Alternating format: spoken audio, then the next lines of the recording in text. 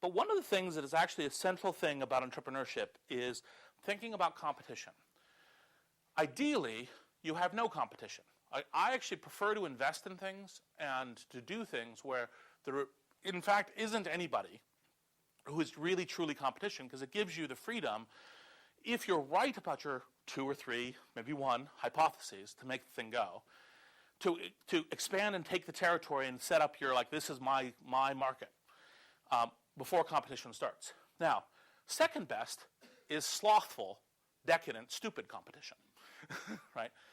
And the flip side of the banking regulation, which was a bear and nastiness for us to get through, is banks, if you can compete with them without being a bank, are great to compete against. Because banks, by definition, right, are slothful and very slow and terrible competitors. Now, part of that is because of the structure of how they work. So, like, one of the things that we almost did during PayPal is part of the reason we merged with a company called X.com is we thought, oh, okay, actually being a bank might be a good business model. Let's go become a bank. And so we started down that road. And then we realized, what does new product launch at banking institutions look like? Well, basically it works like this. You propose your new product to the regulators, and you give them 12 months to digest it before you start building it and launching it. 12 months. Think about internet time, right? 12 months is a complete product cycle where the whole world changes on the internet in a year. Banks are great to compete against because by definition, the way that they all operate is for them to launch a product, they got to go talk to these people called regulators who do not care about upside. They care about risk only. They care about FDIC insurance. They're great to compete against.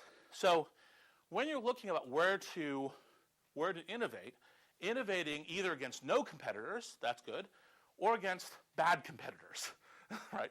That's almost as good. Not quite, but almost.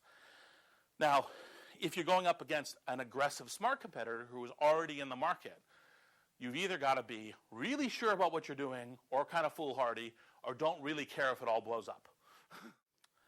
Let's see. So I am an investor in Friendster. Oh, yes. The question is, Friendster was a first mover. MySpace came soon after, but after. The great granddaddy in the category is MySpace rather than Friendster. What happened? Usually first mover has enough advantage that if you can close the door behind you, you have a successful thing. Good interpretation? Okay. Basically, it was Friendster's game to lose. Friendster, through a variety of internal conflicts and internal politicking, couldn't coherently agree on a strategy to solve its problems, which had serious scaling problems. Right? I mean, there is one of the principles on the web is there's a really direct measurement between the time of speed that your page loads and your customer happiness and your customer willingness to go somewhere else. So actually, like, for example, I'll give you an example that Marissa Meyer talked about at Google. They tested doing 30 answers rather than 10, and they went, wow, people hate this. Right? They don't click on links, and it doesn't work. Let's go back to 10. And then what they did is they tested 10 and 30 with the same time of page load. And they liked them both, right? It was time of page load.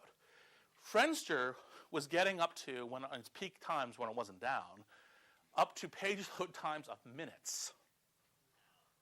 Minutes, right?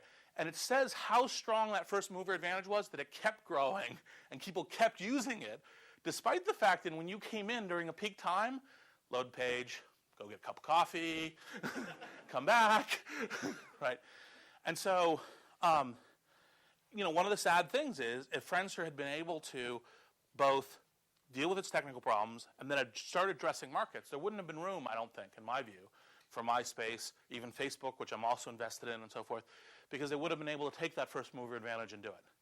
And part of that, it's a lesson in startups. I think one of the reasons I wasn't privy to the internal politicking discussions, but I think the problem is everyone had a different idea and they were trying to do it all at once. And one of the things you do in a startup is you're always taking risks. You do this now, then that, and then you just do them, right? And sometimes you guess wrong and you're dead. Happens.